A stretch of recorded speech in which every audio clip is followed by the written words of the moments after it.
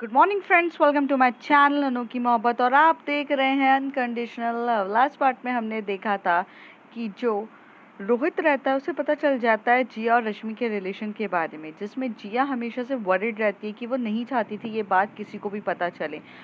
उसे डर नहीं था, लेकिन रोहित का जिस तरीके से होमोफोबिक होना था, जिस तरीके से वो लेस्बियन और गे के मेंटालिटी को नहीं समझता था, एलजीबीटी कम्युनिटी को सपोर्ट नहीं करता था, इस वजह से वो नहीं चाहती थी बताना। और साथ ही साथ वो एक्चुअली उसके मम्मी के साइडर का था, तो वहाँ पे कुछ ज़्यादा इशू हो जाता, इस वजह से उसने मना किया था।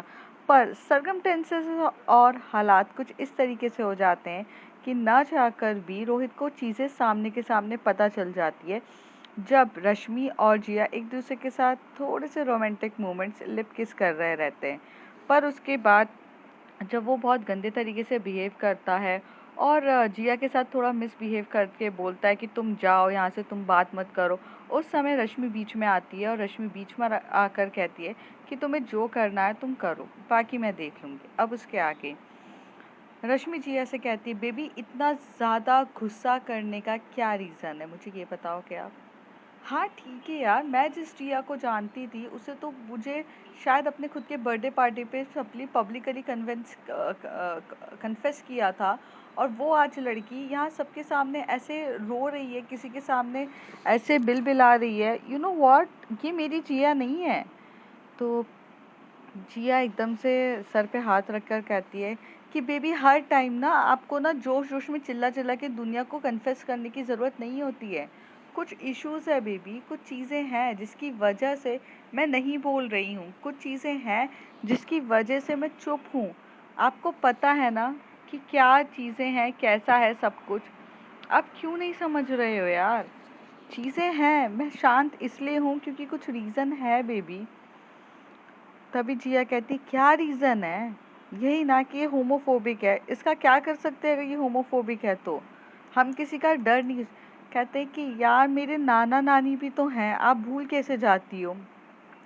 तो वो कहती हाँ तो कहते नाना नानी को मम्मी ने अभी तक नहीं बताया मेरे, और मेरे घर पे तो मम्मी ने अभी ये बोल के रखा है कि उसकी उम्र नहीं है शादी करने की, इसलिए वो शादी नहीं करना चाहती है। पर ये जाके मामा मामी को बताएगा, मामा मामी से नाना नानी को पता चलेगा, मेरे मॉम के ऊपर सब प्रेशराइज करेंगे। एक्चुअली प्रॉब्लम मुझे खुद का नहीं है बेबी, बट मैं इतनी भी सेल्फिश नहीं हूँ कि मैं अपनी मॉम की केयर ना करूँ। यार मॉम के ऊपर आ जाएगी ना सारी बातें, आप नहीं समझ रहे हो। तो कहती बेबी आज नहीं तो कल आनी है ना, आप ये क्यों नहीं समझ रहे हो। रश्मि गुस्से में कहती है। तभी जिया कहती है हाँ आनी है, मुझे पता है, लेकिन आप ये क्यों नहीं समझ रहे हो कि मैं अभी मॉम को प्रॉब्लम में नहीं डाल सकती हूँ। ओ माय गॉड जिया, तुम पागल हो गई हो क्या, कल डालो आज डालो क्या फर्क पड़ता है। तो कहती है नाना नानी की तो वैसे भी एज हो गई है ना, वो तो ऊपर टपक जाएंगे, उसके बाद चली जाता। तभी जिया एकदम से ऐसे बोलती है, तो रश्मि का फेस एकदम से रेड हो जाता है और उसकी आंखें लाल हो जाती। तो कहती व्हाट यू मीन वह ऊपर पहुंच जाएंगे, तुम क्या मरने की राह देख रही हो अपने नाना नानी की। तो कहती यार बुढ़े हो चुके हैं, अब तो जाना ही है उनको, एक दो साल में तो ऊपर निपट ही जाएंगे, उसके बाद तो मैं जो भी करूँ कोई बोलने वाला नहीं है ना। और नानी बहुत स्ट्रिक्ट है यार, नानी के सामने मेरी मम्मी की भी नहीं चलती है, इसलिए हम शांत थे। शादी बेबी यार, बेबी हम शादी करें या ना करें, हम एक साथ तो रहने ही वाले थे ना। तो मैं आपके साथ एक साथ रह रही हूँ, टाइम स्पेंड हो रहा है हमारा, थोड़े टाइम तक लिव इन चलता, उसके बाद मैं शादी कर लेती है आपके साथ। बस ये प्लानिंग थी मेरी और मेरी मॉम की, हम उस वजह से नहीं बता दी। नानी को टपकने में तो थोड़ा सा टाइम ही है ना, उनकी वो चले जाएंगे। तभी जिया एकदम से गुस्से में आती है और एकदम से थप्पड़ मार देती है जिया को। तो जिया एकदम शॉक्ड होती है कि मुझे थप्पड़ क्यों मारा। तभी जिया अपने गालों पे हाथ रख के ऐसे खड़ी रहती है, मायूसी उसकी आंखें ऐसी कंफ्यूज्ड। तभी जो रश्मि रहती है वो एकदम से प्यार से आके बोलती है कि सॉरी मैंने आपको मारा, बट किसी के मरने की प्लानिंग कौन करता है, शर्म नहीं आती है आपको। नाना नानी के मरने की प्लानिंग कर रहे हो यार, कुछ तो शर्म करो। I don't expect with you कि आप ऐसे बोलोगे। तो वो कहती है यार बेबी मैं मरने की प्लानिंग नहीं कर रही, पर वो बहुत स्ट्रिक्ट है। बेबी वो कायरा के नाना नानी जैसे नहीं है, जो समझ जाएंगे, आप कन्फेस करने जाओगे, कन्विंस करोगे, समझ जाएंगे। नाना नानी जो हैं कायरा के वो बहुत कूल थे, बहुत काम थे, बहुत अमेजिंग थे। उन्होंने खुद ने लव मैरिज करी है, तो प्यार को वो समझ सकते, बट मेरे नाना नानी नहीं है ऐसे।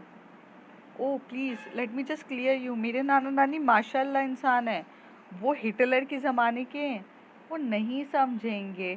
उनके सामने बीबी मैं किस तरीके से रहती हूँ आपको नहीं पता है। सो प्लीज़, एक बार आपको यकीन नहीं आता तो मॉम से बात कर लेना मेरी। तो रश्मि अपने आप को कूल करती है, उसका हाथ पकड़ती है, उसे घर पे लेकर जाती है। ये लोग घर की तरफ चले जाते हैं। दूसरी तरफ जो हमारी रिद्धि रहती है वो काफ़ी ज़्यादा टेंशन में रहती है, क्योंकि उसे अपने थीसिस और अपने वो जो पेपर रहता है उसको कंप्लीट करने का बहुत क्रेज़ रहता है। उसे इतना ध्यान में रहता है कि उसे इस बार किसी भी हालत में अपना बेस्ट से बेस्ट देना है, क्योंकि 4 बार उसका पेपर रिजेक्ट हो चुका रहता है और ये 5th अटेम्प्ट रहता है। कहते हैं ना कि अगर दिल में जोश हो या कुछ करने की उमंग हो तो आप वो चीज़ आसानी से छोड़ते नहीं हो। वही चीज़ रिद्धि के साथ भी रहती है। रिद्धि को भी वो पेपर करने में बहुत रहता है। ऐसी बहुत सारी जगह रहती है वो जहाँ पे स्टक रहती है। कुछ ऐसे टॉपिक्स होते हैं जिसमें आप स्टक हो जाते हो और वो आप क्लेरिफाई नहीं कर पाते हो। तो वहीं पर भी रिद्धि भी बहुत ज़्यादा टेंशन में थी। और इससे पहले वो ऑलरेडी कायरा से बहुत प्यार से फ़ोन पे बात कर चुकी थी और उनसे अच्छे से बात करने के बाद अभी वो काफ़ी ज़्यादा टेंशन में थी। थोड़ा टाइम ख़त्म होता है, जैसे पूरा टाइम ख़त्म हो जाता है रिद्धि बहुत देर तक ऐसे बैठी रहती है, उसे कुछ समझ में नहीं आता। वो काफ़ी देर तक सोचती रहती है कि वो क्या करे क्या नहीं करे।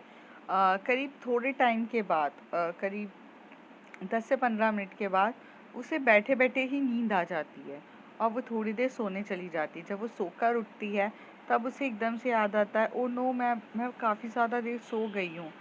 मुझे सोना नहीं था, मुझे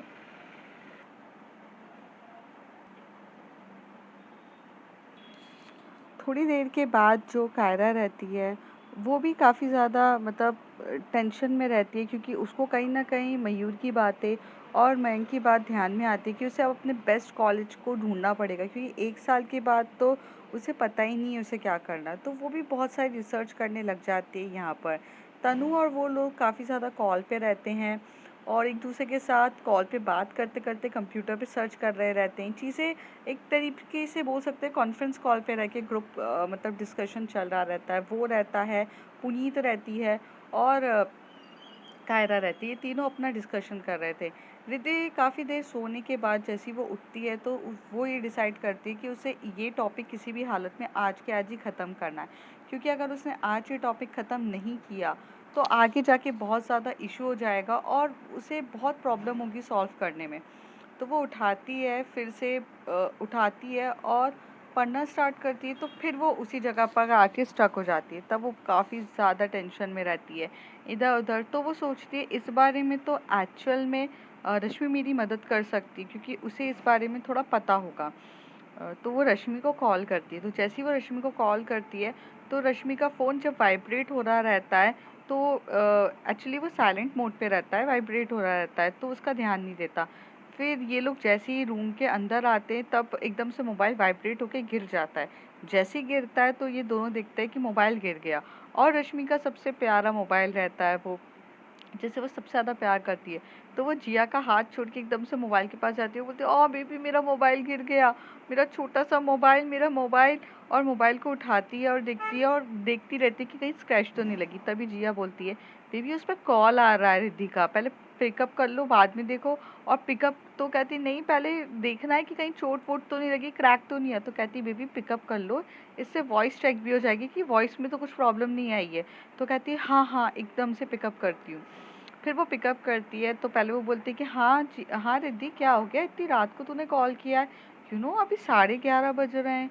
तो कहती है हाँ यार आई एम सॉरी, मैंने डिस्टर्ब तो नहीं किया ना कपल्स को। रिद्धि कहती है, तभी वो कहती है ओ हाँ तूने बहुत सारा डिस्टर्ब कर दिया, व्हाट, अभी हम बेड पर ही थे, करने ही जा रहे थे यार, तूने हमें टोक दिया यार, अभी तो बस स्टार्ट ही हुआ था, बस होने ही वाला था। तो जिया बोलती बेबी करो ना, बेबी करो ना, क्या कर रहे हो यार, बेबी करो ना, कहाँ रिद्धि के फॉल पे रखी हो, छोड़ो उसे, बेबी करो, बेबी अच्छे से करो ना, बेबी क्यों क्यों ऐसे तड़पा रहे हो, बेबी आओ ना, करो ना। तभी रिद्धि को एकदम से ऑकवर्ड लगता है, वो फ़ोन कट कर देती है। तो जिया कहती है कि इसने फ़ोन कट कर दिया। तो रश्मि कहती है ऐसी आवाज़ें निकालोगे तो वो यही करेगी ना। क्या यार, मतलब हद हो गई। मैंने इतना भी नहीं बोला था। तो वो कहती यार तुम मज़े ही तो कर रहे थे, मजाक ही तो चल रहा था, इसमें इतना सीरियस होने की क्या बात है यार। अब वो इतना सीरियस हो गई, मुझे क्या पता था वो इतनी ज़्यादा सीरियस हो जाएगी। तो कहती आपको पता है ना वो कैसी है। तो कहती यार अब मैं क्या बोलूँ इस बारे में। वेल कुछ बोलने लायक बची नहीं है, चलो कॉल करते हैं। फिर वो कॉल करती है तो रश्मि कॉल कर रही रहती है तो रिद्धि कॉल पिकअप नहीं करती है। रिद्धि एक मैसेज ड्रॉप कर देती है कि please continue your private moments, I don't want to interfere. तभी रश्मि मैसेज करके बोलती है अबे कुछ नहीं था, वो मजाक कर रही थी। अच्छा कॉल तो कर, मुझे ज़रूरी बात करनी है। तो वो 2 बार कॉल करती है, 3 बार कॉल करती है, पर रिद्धि फ़ोन नहीं उठाती है। रिद्धि के दिमाग में सिर्फ ये रहता है कि यार मतलब ऐसा लगता है ना कि किसी के प्राइवेट मोमेंट्स का आप ख़राब कर रहे हो। तो वो नहीं उठाती। फिर थोड़ी देर बाद वो कॉल उठाती है रिद्धि, कम से कम 3 या 4 के बाद वो कॉल उठाती है। तभी वो कहती है पागल है क्या, कॉल कितना कर रही हूँ, कॉल क्यों नहीं उठा रही थी। रश्मि कहती है। तो रिद्धि कहती है यार मैं कैसे कॉल उठाऊँ, your private moments is going on. तो कहती है ऐसे कुछ प्राइवेट मोमेंट्स नहीं चल रहे थे। अच्छा बोल क्या हुआ। तो बोलती है यार वो एक हेल्प चाहिए थी। तो वो बोलती है एक एक हेल्प, मुझे लगा मैं तो 1000 हेल्प करने के लिए तैयार हूँ।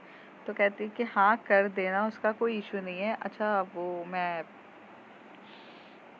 ना एक टॉपिक पे अटकी हूँ, व्हाट्सअप कर रही हूँ वो टॉपिक, उसके बारे में यार कुछ भी इंफॉर्मेशन मिले तो प्लीज़ मुझे बता दे। वो वहाँ अटकी हूँ, मुझे समझ में नहीं आ रहा है। तो वो कहती है कि ठीक है व्हाट्सएप कर दे। अच्छा सुनना, मुझे भी ज़रूरी बात करनी है। तो कहती हाँ कर, बोल क्या हुआ। तो रश्मि कहती है वो ना रोहित पता है ना। तो कहती हाँ वो मोटू, रोहित मोटू। आ, वो रोहित है ना, तो उसको ना पता चल गया है हमारे बारे में।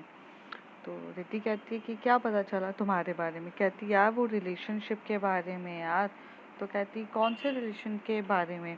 तो बोलती यार रिद्धि क्या हो गया, मेरे और जिया के रिलेशन के बारे में। तो कहती हाँ तो मतलब मैं समझी नहीं। तो कहती अरे यार वो ना उसे नहीं पता चलना चाहिए था, वो होमोफोबिक है।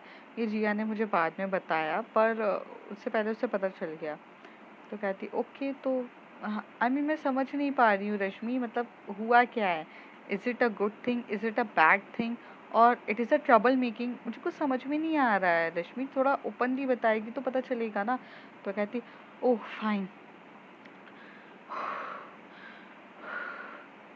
सुन रही, हुआ ये है कि मेरे और जिया के रिलेशन के बारे में रोहित को पता चला, और रोहित होमोफोबिक इंसान है। और वो बोल रहा है कि वो सबको बता देगा हमारे रिलेशन के बारे में। सबको मतलब सबको, लाइक जो जिया के मॉम के साइड है वहाँ पर नाना नानी को बता देगा, माँ मामी को बता देगा। और जब नाना नानी है वो बहुत स्ट्रिक्ट है जिया के, तो आगे जाके इशू हो सकता है। पर वो कायरा के नाना नानी जैसे नहीं है ना कि जो समझ में आ जाए।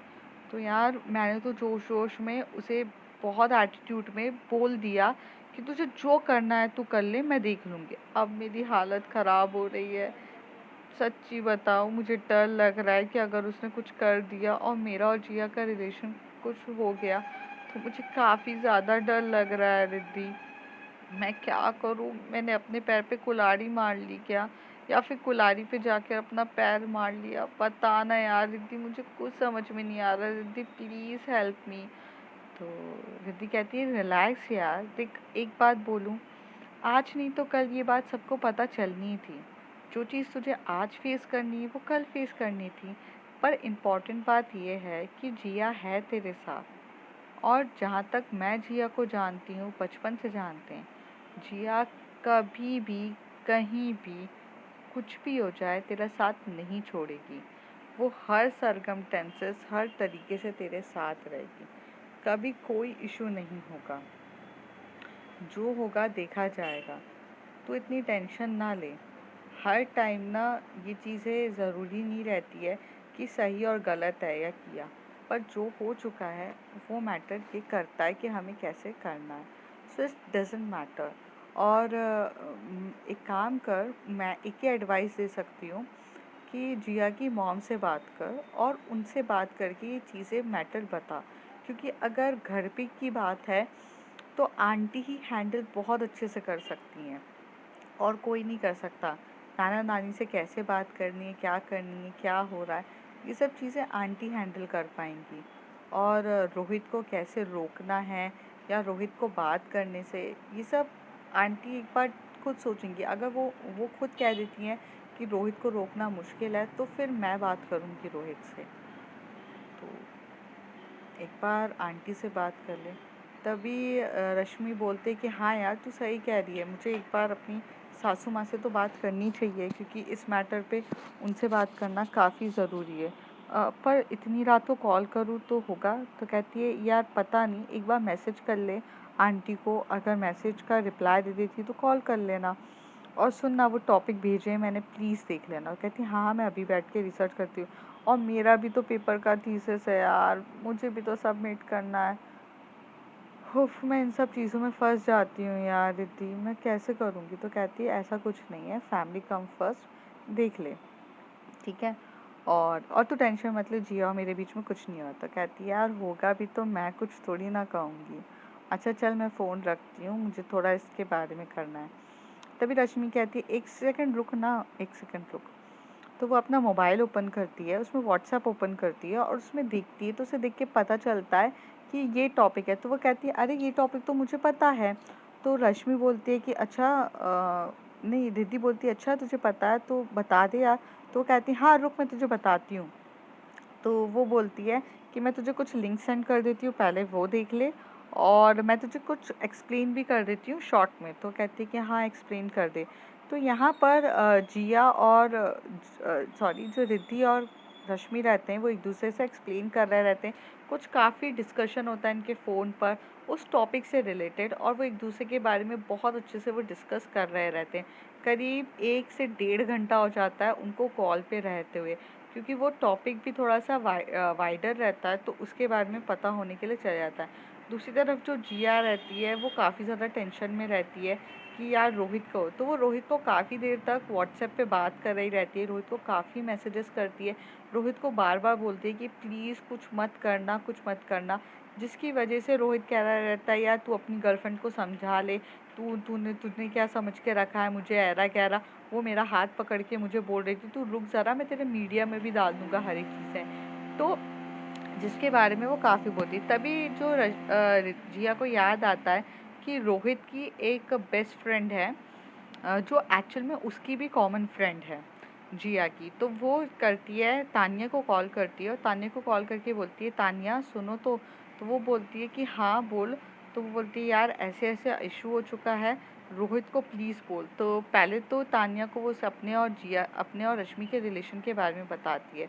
तो Tania is open minded girl, she is lovely and she cares for everything. तो वो हंसते हुए बहुत प्यार से बोलते हुए बोलती है कि यार it's okay fine, it will be amazing for me, मुझे कोई भी इशू नहीं है, मैं तो बस काफ़ी ज़्यादा खुश हूँ कि यार तेरे और उसके रिलेशन के बारे में। और रही बात रोहित की, तो रिलैक्स मैं उसे हैंडल करती हूँ, तू सो जा आराम से, टेंशन ना ले। फिर जब जिया और रश्मि का पूरा कॉल सॉरी रिद्धि और रश्मि का पूरा कॉल ख़त्म हो जाता है, तो रश्मि आकर बैठती है। तो जो जिया रहती है वो काफ़ी स्माइल करके उसकी तरफ देख रही रहती है। तो जिया एकदम से बोलती है रश्मि एकदम से बोलती है कि तुम्हें हो क्या गया है, तुम इतना स्माइल क्यों कर रही हो? आई थिंक अभी थोड़ी देर तक तो तुम काफ़ी ज़्यादा टेंशन में थी, काफ़ी ज़्यादा टेंशन में थी, मुझे बोल रही थी कि ऐसा हो रहा है वैसा हो रहा है, और अब तुम काफ़ी ज़्यादा स्माइल कर रही हो। क्या तुम्हें स्प्लिट पर्सनालिटी के इशू हो गए हैं क्या? तो वो हंसते हुए बोलती है नहीं बेबी, स्प्लिट पर्सनालिटी की इशू नहीं है। You know what, I am Jiya, Jiya हूँ मैं, जिया। यार मैं हर एक प्रॉब्लम्स का सलूशन ढूंढ लेती हूँ। तो मैंने वो तानिया, पता है आपको? तो कहती कौन तानिया? कहती रोहित, मैं, हम बचपन में खेलते थे तानिया। तो कहती है वो लंबी सी लड़की तानिया? तो कहती है कि हाँ, वो लंबी सी लड़की तान्या, वो मेरी और रोहित की कॉमन फ्रेंड है, मतलब हम काफ़ी ज़्यादा है। रोहित की बेस्ट फ्रेंड है और मेरी तो कॉमन फ्रेंड है। तो कहती हाँ, तो कहती है उसको मैंने बोल दिया। तो वो बोलती कि उसको क्या बोला आपने? तो बोलती मैंने उसको बोला कि मेरे और आपके रिलेशन के बारे में मैंने उसे बताया और मैंने कहा कि रोहित को हैंडल कर ले। तो वो बोल रही है कि वो रोहित को हैंडल कर लेगी, और जब वो रोहित को काफ़ी अच्छे से हैंडल कर लेगी तो कोई इशू है ही नहीं। So baby just chill relax. और जब मेरे को पता है कि मुझे हर एक प्रॉब्लम का सोल्यूशन मिलने ही वाला है, तो मैं क्यों टेंशन लूँ, मैं इतनी बड़ी प्रॉब्लम में क्यों रहूँ। ओके जी हाँ, अब मुझे थोड़ा सा काम करने दो। प्लीज़ वो लैपटॉप पास कर दो, मुझे ना करना है। तो रश्मि के की ऐसी नॉर्मल बात सुनकर जिया बोलती आर यू नॉट हैप्पी? तो कहती baby I am happy, but the thing is about that कि थीसिस इम्पॉर्टेंट है। मैं ये नहीं भूल सकती कि इस चीज़ के लिए मैंने बहुत ज़्यादा मेहनत करी है, और बेबी बहुत इम्पॉर्टेंट है यार, मैं नहीं भूल सकती हूँ।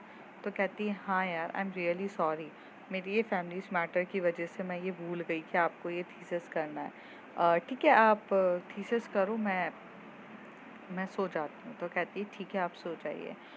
तो जिया को एक्चुअली नींद नहीं आ रही रहती क्योंकि लाइट्स ऑन रहती है। तो रश्मि जो रहती है वो पहले तो थोड़ा नोट करती है, फिर पहले इग्नोर कर देती है, कहीं बिजी रहती है। तो फिर उसे याद आता है कि नहीं यार, ये हैंडल नहीं हो रहा है। तो वो उठती है, अपना लैपटॉप उठाती है, लाइट्स ऑफ करती है और वो हॉल में जाकर बैठती है। करीब रात के 2:30-3 बजे तक वो दोनों काम कर रहे रहते हैं। दोनों मीन्स रिद्धि भी कर रही रहती है और रश्मि भी कर रही रहती है। और कहीं ना कहीं ये लोग एक दूसरे के साथ कॉल पे कनेक्ट भी रहते हैं, क्योंकि कुछ टॉपिक पे ये दोनों भी स्टक होते हैं। तो एक दूसरे से पूछने के लिए ये लोग कॉल पे भी रहते हैं। बहुत ज़्यादा इनका हैक्टिक शेड्यूल चल रहा था और इनको करना रहता है। फिर जो रश्मि रहती है वो लैपटॉप को साइड में रखती है, अपना बंद करती है और वो वहीं सोफ़े पे ही सो जाती है। जिया जब सुबह 7 बजे उठती है तो वो रश्मि को अपने बाजू में नहीं पाती है। तो जब रश्मि को अपने बाजू में नहीं पाती है तो वो थोड़ा-सा डर जाती है कि यार रश्मि कहाँ चली गई है। तो वो उठ के जाती है, इधर-उधर देखती है, तो वो देखती है कि वो सोफ़े पे ही सो गई है और इतनी क्यूट दिख रही थी। तो वो उसको उठाती है गोदी पर और बेड पे ले जाके सुलाती है। कॉलेज का टाइमिंग 10 बजे रहता है, तो वो जितने घंटे तक सो रही रहती है उसे सोने देती है। तब तक जो जिया है वो खुद तैयार हो जाती है हर एक चीज़। दूसरी तरफ जो रिद्धि रहती है उसके भी कुछ हाल ऐसे ही रहते हैं। वो भी लैपटॉप को साइड में रखकर बेड पर ही सो जाती है, विदाउट मतलब प्रॉपरली जो स्लीपिंग बोलते हैं ना, वो करे बिना ऐसी हो रहा है। फिर वो उठती है, फिर वो करीब बहुत लेट उठती है, 9 बजे करीब उठती है।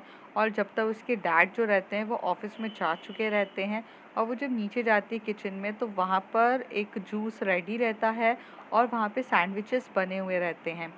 सैंडविचेस के साथ एक नोट भी लिखा रहता है, जिस नोट को वो देखती है और देख के लिखा रहता है कि गुड मॉर्निंग बेटा, मैं ऑफिस में आज थोड़ा जल्दी जा रहा हूँ, आप ये सैंडविचेस वगैरह खा लेना और इतना भी ज़्यादा थीसिस में बिजी ना रहो कि अच्छे से प्रॉपर स्लीप भी ना कर पाओ। तो वो जब ये पढ़ती है तो वो काफ़ी ज़्यादा स्माइल करती है, अपने पापा को कॉल करती है। तो उसके पापा बोलते हैं हाँ बेटा, खाना सैंडविचेस खा लिया? तो कहती है कि नहीं पापा, अभी तक तो कुछ भी नहीं खाया है। Just right now I see the note, मैंने नोट देखा आपका। तो वो कहती है कि ओके, नोट देखा आपने, इट्स ओके फाइन, कोई इशू नहीं है। आप रेडी हो जाना बेटा, तो ऑफिस कॉलेज जाओगे आप? तो कहती हाँ कॉलेज जाना है। तो यहाँ पर ये लोग कॉलेज चले जाते हैं। जब सबके सब कॉलेज पहुंच चुके रहते, कायरा पहुंच जाती है, रश्मि पहुंच जाती है, जिया पहुंचती है और रिद्धि भी पहुंच जाती है। जो कायरा रहती है वो काफ़ी ज़्यादा टेंस दिखती है। तभी रश्मि कहती है कि कायरा तुम्हें क्या हो गया यार, थीसिस के पेपर तो हम लिख रहे हैं, हमारी आंखों में देखो डार्क सर्कल्स होने चाहिए, पर ऐसा लग रहा है कि रात भर तुम नहीं सोई हो, क्या टेंशन है तुम्हें? तो वो कहती है नहीं नहीं, मुझे कोई टेंशन नहीं है। तो रिद्धि भी सुन रही रहती है पर रिद्धि कुछ पूछती नहीं है। तभी जिया कहती है यार तुम ना सबको ना बस ऐसे पीछे मत पड़ा करो यार, रात को वो चैट कर रही होगी, अपने दोस्तों के साथ मस्ती कर रही होगी, मस्ती मजाक कर रही होगी, वीडियो गेम्स खेल रही होगी, फ्री फायर खेल रही होगी। यार तो उसे खेलने दो ना, तुम मतलब उसे इतना पीछे क्यों पड़ जाती हो? तो रश्मि कहती है मैं पीछे नहीं पड़ी हूँ। उतनी देर में क्या होता है, बैल रिंग हो जाती है, सब स्टाफ रूम में चले जाते हैं। स्टाफ रूम में जाने से पहले पहले रिद्धि कायरा को बोलती है मुझे आपसे बात करनी है, 2 मिनट आप साइड में आएंगी? तो रिद्धि कहती है कायरा कहती है कि हाँ हाँ रिद्धि बोलिए ना। तो कहती है कि क्या हो गया, इतनी टेंशन में क्यों? तो कहती है कुछ टेंशन नहीं है और ऐसा कुछ भी नहीं है। और ये बोलकर वहाँ पे तनु से चिल्लाती है कायरा क्लास का टाइम हो रहा है, जल्दी आ। तो कहती है हाँ आ रही हूँ। जाते जाते एकदम से ना उनका बैग से एक एनवेलप गिर जाता है। बैग से एनवेलप जैसे ही गिरता है तो वो एनवेलप को ओपन करती है और वो एनवेलप में एक्चुअल में एक एग्ज़ाम मतलब क्या बोलते हैं फॉर्म रहता है। वो रहता है एक इंस्टीट्यूट ऑफ मुंबई का, कोई मुंबई में कोई इंस्टीट्यूट रहता है उसका फॉर्म रहता है। तो ये लोग ने फॉर्म ऑनलाइन निकाला रहता है, तो वो देखती हैं पर वो कुछ भी नहीं बोलती है। फिर कायरा को बोलती हैं कायरा ये आपका एनवेलप में ये फॉर्म रह गया है। तो जो कायरा रहती है वो अपना आंखें एकदम नीचे करके चली जाती है, क्योंकि कहीं ना कहीं इसने फॉर्म निकाला था पर डिस्कस नहीं किया था, और अब तो वो एक दूसरे के पार्टनर थे तो कहीं ना कहीं कुछ हद तक तो डिस्कशन बनता था, पर नहीं किया था। फिर ये पूरा दिन भी ऐसे बीत जाता है, करीब 1 से 2-3 दिन ऐसे ही बीत जाते हैं कि जहाँ पर ये सब लोग बहुत ज़्यादा बिजी रहते हैं। एक तरफ अगर ये लोग अपने थीसिस करने में बिजी रहते हैं, तो दूसरी तरफ जो कायरा है वो कॉलेजेस सर्च करने में बिजी रहती है कि उसे अपनी मास्टर्स करनी कहाँ पर है, क्या करना है। और कहीं न कहीं वो इन्फ्लुएंस हो चुकी रहती है मयूर और मयंक की बातों से, बट शायद वो सही थी या गलत ये कोई नहीं जानता, और वो अपनी मर्ज़ी से कर रही थी। पर इस ड्यूरेशन में जहाँ रिद्धि अपनी पूरे थीसिस में बिज़ी रहती है, रश्मि भी बिज़ी रहती है और जो जिया रहती है वो उन दोनों को हेल्प कर रही रहती है। कई हद तक वो काफ़ी ज़्यादा हेल्प करती है, जब ग्रुप में डिस्कशन होता है तो उनके साथ बैठ के उनके लिए चाय कॉफ़ीज़ अरेंज करना, उनको कुछ टॉपिक पे अगर स्टक हो जाते हैं तो हेल्प करना, और साथ ही साथ हर एक चीज़ में उनकी हेल्प कर रही रहती है। ये सब यहाँ पर बिज़ी रहते हैं। तो कायरा ज़्यादातर मयंक के साथ अपना वक्त बिताती है, मयूर के साथ बिताती है, और पुनीत और तनु भी रहते हैं काफ़ी बात करने के लिए। तो इन लोगों को ये बहुत ज़्यादा कन्विंस करे जा रहा था कि ये कॉलेज काफ़ी ज़्यादा अच्छा है, ये कॉलेज अच्छा है, इस कॉलेज में जाओ, ये कोर्स करोगे तो काफ़ी बेनिफिटेबल है, वो कोर्स करोगे तो काफ़ी बेनिफिटेबल है। ये सारी चीज़ों के बारे में वो चीज़ें बता ही रहा था। तो यहाँ पर कई हद तक तो जो कायरा रहती है वो ये सारी बातों को सुनती है और एग्री भी हो जाती है, और वो कहती है कि हाँ मैं इस कॉलेज में एडमिशन लूँगी, जबकि उस कॉलेज का बैकग्राउंड जाने बिना वो हाँ कर देती है। तो वहाँ पर क्या होता है, एक फॉर्म रहता है, फॉर्म के साथ कुछ अमाउंट भी पे करने रहते हैं, और वो अमाउंट कुछ करीब रहते हैं कि 20 to 25,000, जो वो लेकर आता है और बोलता है कि यार ये है इस लिंक पे, तू पैसे अभी डिपॉजिट कर देगी ना, तो इससे फ़ायदा ये रहेगा कि यार तेरी सीट बुक हो जाएगी। मयूर बोलता है। तो वो बोलते कि हाँ हाँ मैं अभी सीट बुक कर दूंगी यार, ऐसा नहीं है कि मैं नहीं चाहती कि ये कॉलेज मेरे हाथ से जाए। तो वो कहती कि ठीक है मैं डैड के अकाउंट से बुक कर दूंगी। तो मयूर काफ़ी ज़्यादा स्माइल करते हुए बोलता है कि हाँ यार, आज नहीं तो कल तुझे 1 साल के बाद इस कॉलेज में एडमिशन लेना है ना, तो अभी से बुक कर ले सीट, क्योंकि ये कॉलेज में ना मिलता ही नहीं है, बहुत सारी लोग हो जाते हैं। तो तनु बोलती है यार यार मैं ना एकदम से ऐसे बुक नहीं कर सकती हूँ, कोई बात नहीं, अगर नहीं मिला कॉलेज तो नहीं मिला। तो जो तनु रहती है वो कहीं ना कहीं कुछ हद तक उसे डाउट होता है कि चीज़ें ठीक नहीं हैं, पर वो कुछ बोलती नहीं है, क्योंकि ये एकदम से फोर्स क्यों कर रहा है इस कॉलेज में जाने के लिए, और अभी से फीस भरना ये भी नहीं रहता, तो पुनीत को भी ठीक नहीं लगता है। पर जो कायरा रहती है वो ये चीज़ें सुनना ही नहीं चाहती है, वो बोलती है कि मैं अभी के अभी पे कर देती हूँ। तो अब फ्रेंड्स देखते हैं आगे क्या होता है, कि क्या क्यों कायरा इतनी जल्दी कर रही है अपने कॉलेज में एडमिशन लेने के लिए, जबकि उसका तो अभी 3rd ईयर पूरा बाकी है, और 3rd ईयर बाकी होने के बाद मतलब 1 साल के बाद उसे उस कॉलेज में मुंबई में शिफ्ट होना है, उस मुंबई का कॉलेज है। और मयूर क्यों इतनी जल्दबाजी कर रहा है कि उस कॉलेज में एडमिशन लगाने के लिए, और यहाँ पर पुनीत भी है जिसको भी ये डाउट हो रहा है, और अगर कायरा को जाना भी है तो वो डिस्कस क्यों नहीं कर रही है रिद्धि से? तो इस सारे सवालों के जवाब आपको कुछ अगले एपिसोड्स में मिलेंगे। तब तक के bye bye, take care. If you like my story, like, shares and subscribe, and please please please subscribe.